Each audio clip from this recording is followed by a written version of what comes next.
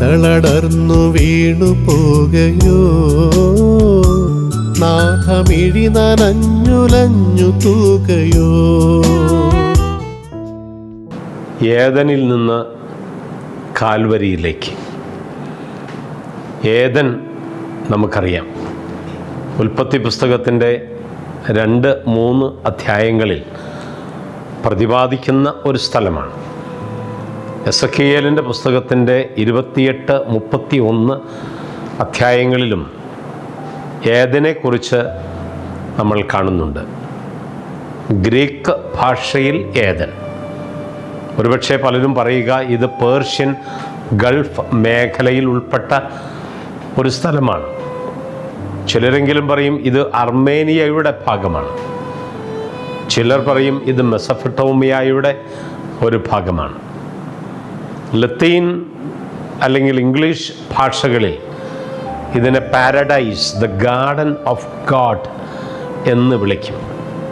ഒരു biblical paradise, where we have everlasting happiness, delight and bliss.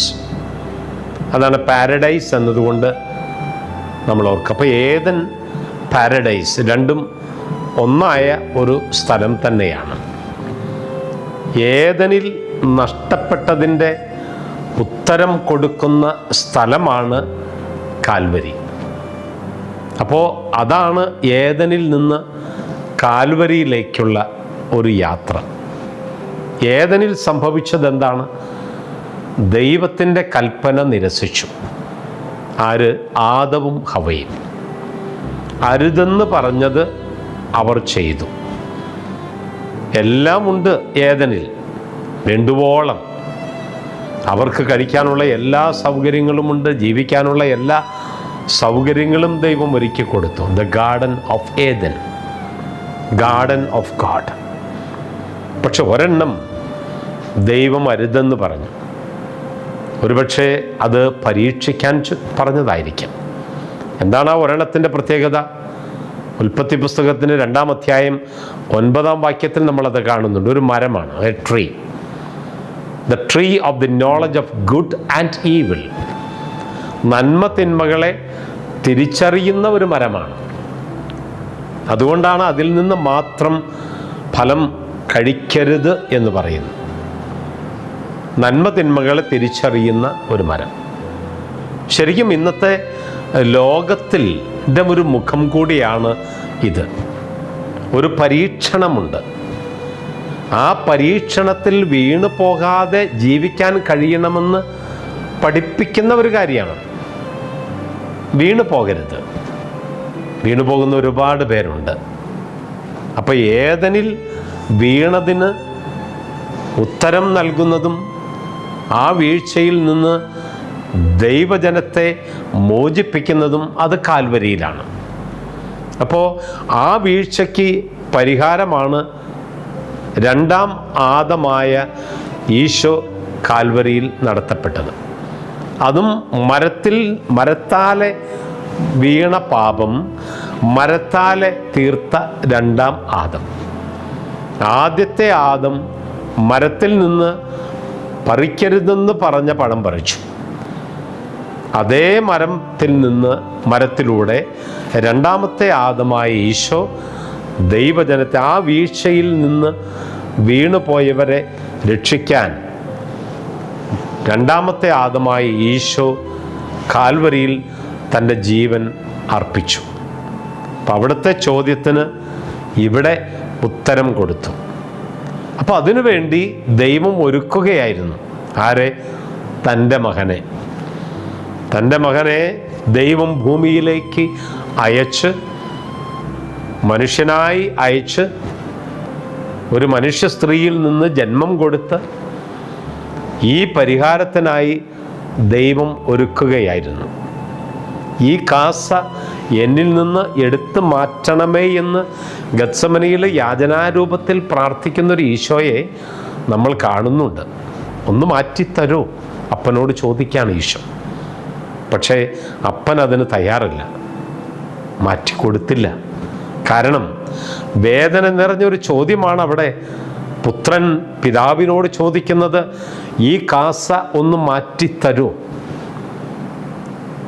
അതായത് വിയർപ്പ് രക്തത്തുള്ളികളായി വീഴുന്ന ഒരവസരത്തിലുള്ള പുത്രൻ്റെ ചോദ്യത്തിന് പിതാവായ ദൈവം ഒരു ഉത്തരം കൊടുത്തില്ല. കാരണം ആദ്യത്തെ ആദം ചെയ്ത പാപത്തിന് രണ്ടാം ആദമായ യേശു ബലിയായി മാറുമ്പോഴാണ് ആ പാപത്തിൻ്റെ വീഴ്ചകളിൽ നിന്ന് ദൈവജനത്തെ മോചിപ്പിക്കാൻ സാധിക്കുകയുള്ളൂ. അതിനാ പുത്രനെ അയച്ചത്. പുത്രൻ അത് സ്വീകരിച്ചേ പറ്റുള്ളൂ. അവിടെ ദൈവം സൈലൻ്റായി. ഒരുപക്ഷെ നമ്മുടെയൊക്കെ ചില വേദനകളിൽ നമ്മൾ ദൈവത്തോട് ചോദിക്കും, ദൈവമേ ഇതെന്താ എനിക്ക്, ഇതെന്താ എനിക്ക്. അപ്പോൾ ദൈവം ചിലപ്പോൾ നമ്മുടെയൊക്കെ മുമ്പിൽ ഒന്ന് സൈലൻ്റ് ആവും. ആ സൈലൻ്റ് ആവുന്നത് നമ്മളോടുള്ള സ്നേഹക്കുറവല്ല, അമിതമായി നമ്മളെ സ്നേഹിക്കുന്നത് കൊണ്ടാണ്. ഈ സഹനത്തിലൂടെ ഒരു രക്ഷ കൺമുമ്പിലുണ്ട് എന്ന് നമ്മെ പഠിപ്പിക്കുന്നതാണ്. അതിൻ്റെ ഒരു ഉദാഹരണമാണ് ജോബ്. ദൈവത്തെ ഇതുപോലെ സ്നേഹിച്ച ഒരു വ്യക്തിയെ പഴയ നിയമത്തിൽ നമ്മൾ കാണുക ബുദ്ധിമുട്ടാണ്. എന്നിട്ടും ആ ജോബ് എന്ന ആൾക്ക് എന്തെല്ലാം പീഡകളാണ് ദൈവം കൊടുത്തത്. ദൈവം ഒന്ന് പരീക്ഷിക്കുകയായിരുന്നു ജോബിനെ. ആ പരീക്ഷയിൽ വേണമെങ്കിൽ നമുക്ക് പറയാം, ദൈവം തോറ്റു, ജോബ് ജയിച്ചു. തോൽപ്പിക്കാനുള്ള പരീക്ഷയല്ല ദൈവം നമ്മുടെ കൺമുമ്പിൽ ഇടുന്നത്. നമ്മളെ ഒന്ന് പരീക്ഷിക്കും, ആ പരീക്ഷയിൽ ജയിക്കാൻ. അതിൻ്റെ ഉദാഹരണമാണ് ജോബ്. എത്ര പീഡകൾ ഏൽക്കേണ്ടി വന്നിട്ടും ജോബ് ദൈവത്തിൻ്റെ സ്നേഹത്തിൽ നിന്ന് അണുവിട പിന്മാറാൻ തയ്യാറായില്ല എന്നുള്ളതാണ്. അതാണ് ഏദനിൽ ചെയ്ത പാപത്തിന് കാൽവരിയിൽ ഉത്തരം കൊടുക്കുന്ന ദൈവം. ഒരു ദൂരമുണ്ട് ഏദനിൽ നിന്ന് കാൽവരിയിലേക്ക്. കാരണം ഏദനിലെ വീഴ്ചയ്ക്ക് കാൽവരിയിൽ പരിഹാരമുണ്ട്. ആ ദൂരം നമ്മൾ യാത്ര ചെയ്യുമ്പോൾ കാൽവരിയിലെത്തുമ്പോൾ നമുക്കൊരു പരിഹാരമുണ്ട്, നമുക്കൊരു ഉത്തരമുണ്ട്. അവിടെ നമ്മുടെ ദൈവം തൂങ്ങപ്പെട്ടിട്ടുണ്ട്. ആർക്ക്? നമുക്ക്. അപ്പോൾ ഏദനിൽ നിന്ന് കാൽവരിയിലേക്കുള്ള നമ്മുടെ യാത്ര, ആ യാത്രയിൽ നമുക്കാശ്വാസം കാൽവരിയാണെന്ന് ഓർക്കുക. ദൈവം നമ്മെ അനുഗ്രഹിക്കട്ടെ. ആമേൻ. ഇതളടർന്നു വീണു പോകയോ,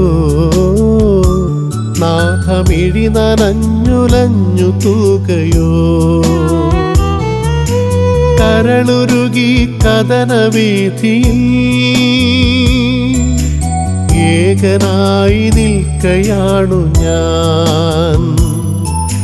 കരളുരുകി കഥനവീഥിയിൽ ഏകനായി നിൽക്കയാണു ഞാൻ. ഇതളടർന്നു വീണു പോകയോ, നാഥമിഴി നനഞ്ഞുലഞ്ഞു തൂകയോ.